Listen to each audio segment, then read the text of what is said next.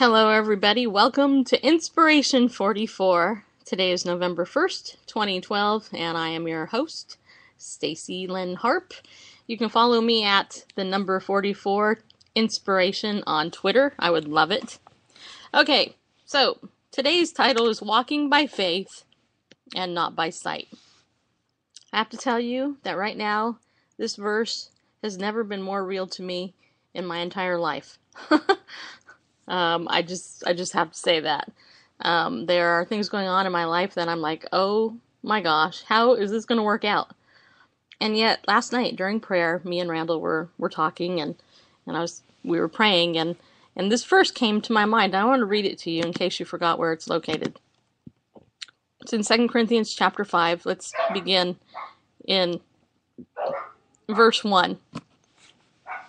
It says, "For we know that if the earthly tent, which is our house, is torn down, we have a building from God, a house not made with hands, eternal in the heavens." Of course, my dogs are barking now that I'm recording. "For indeed in this house we groan, longing to be clothed with our dwelling from heaven, inasmuch as we, having put it on, will not be found naked. For indeed, while we are in this tent, we groan, being burdened, because we do not want to be unclothed, but to be clothed, so that what is mortal will be swallowed up by life. Now he who prepared us for this very purpose is God, who gave us the Spirit as the pledge. Therefore, being always of good courage, and knowing that while we are at home in the body, we are absent from the Lord. For we walk by faith, not by sight. We are of good courage, I say, and prefer rather to be absent from the body and to be at home with the Lord. Therefore, we also have as our ambition, whether at home or absent, to be pleasing to him. For we must all appear before the judgment seat of Christ, so that each one may be recompensed for his deeds in the body according to what he has done, whether good or bad." Okay, so that's 2 Corinthians chapter 5, verses 1 through 10. Okay, so it's interesting to me, personally, that this scripture falls in between. It falls within the context of longing for a heavenly home, being absent from the body and to be present with the Lord. Because, we're here temporarily on earth. Our life is but a vapor. It goes by like that, you know what I mean? And yet, we go through various and sundry things here on earth, like trying to find a new home to live in.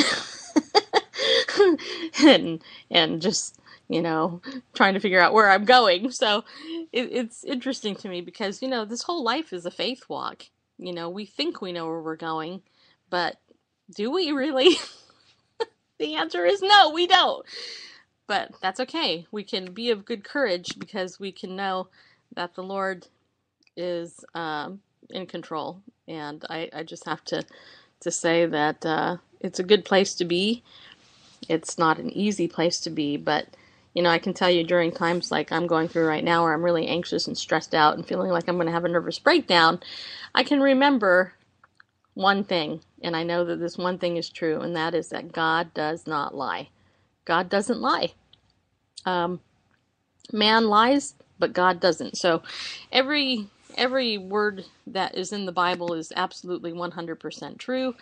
I believe that to be true, and I believe that as we go forward in these end of days, that we're all going to have more opportunity to walk by faith and not by sight. I think of people on the East Coast who are dealing with the aftermath of Hurricane Sandy. Many of them don't have homes now. They're living by faith. They have nothing. They have nothing anymore. So that's all they can have is faith. So I would just ask for you to pray for everybody there, and we'll just all get through this life together, won't we? All right, so this is my Inspiration 44 for the day. Yeah, I hope you guys have a good day. And don't forget, you can leave your comments or questions right here on the page on Facebook, Twitter, Gmail, or Google Plus rather. And I would respond to them as soon as I see them.